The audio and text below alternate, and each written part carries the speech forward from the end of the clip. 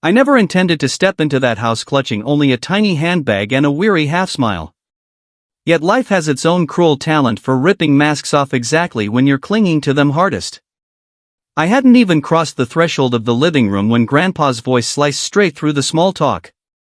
"Why did you come in an Uber? Where's the Land Cruiser we gifted you?" The entire room went dead quiet. My chest tightened. I parted my lips, but before a sound escaped, my mother answered for me, casual as brushing lint off her sleeve. Her sister needed it more. As if the present meant for me had always been family communal property. Every pair of eyes swung toward her.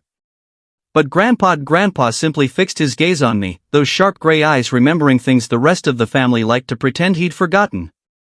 That was the instant I understood, this was the perfect stage for the truth to finally speak.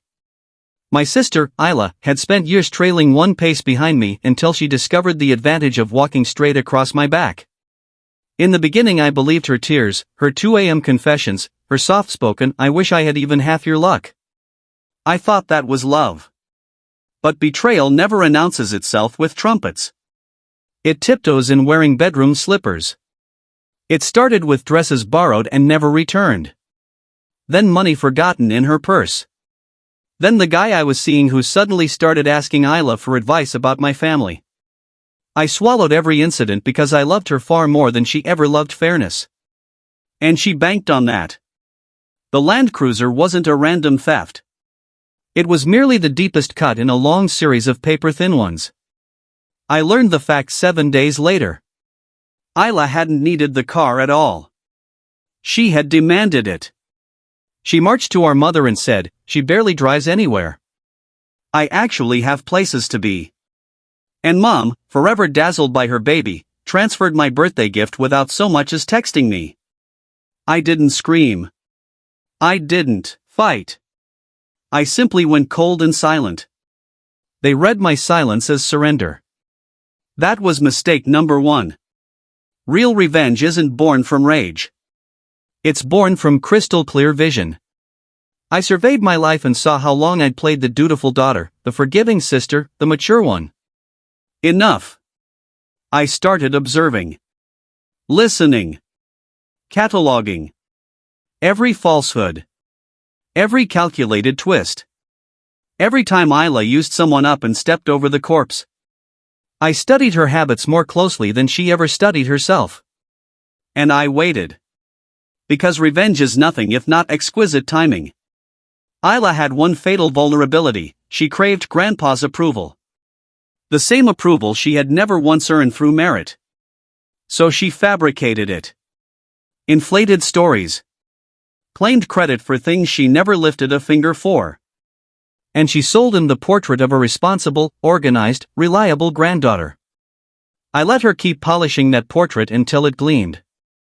Then I placed the tiniest, most deliberate crack right through the middle. One evening I said to Grandpa, calm and matter of fact, "I've been meaning to discuss something private with you." No whining.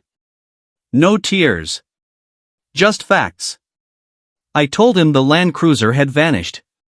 But more crucially, I told him exactly how and why.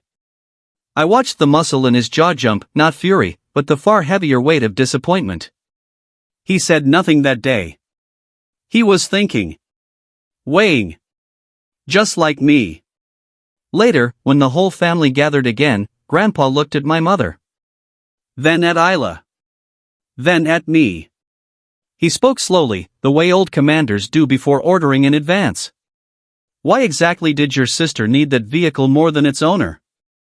Ayla stepped forward, chin high, answer rehearsed and ready. "She already has everything, Grandpa. I have actual responsibilities." He lifted one hand. She froze mid-breath. Then he turned to me. "Walk with me." He led the way to his study. The rest trailed behind like guilty children. Mom's confidence had already begun to crack. Inside the study he opened the wide-bottomed drawer and drew out a thick cream envelope. "This," he said, "was intended for the grandchild who has proven worthy of trust." Ayla's face lit up, she actually smiled, certain the prize was hers. Grandpa slid the document from the envelope. The title deed to the old family farmhouse, the inheritance meant for whoever would cherish and maintain it after he was gone. He extended it toward me. Mom made a strangled sound. Ayla went the color of old ash. Grandpa never raised his voice. He never had to. I have known the truth for some time, he said quietly, looking straight at them. And today merely confirmed what she hoped would stay buried. He faced me again. You didn't lose a car today. They lost something far more permanent, their integrity. Ayla burst into noisy tears, spinning fresh excuses. Mom rushed to shield her.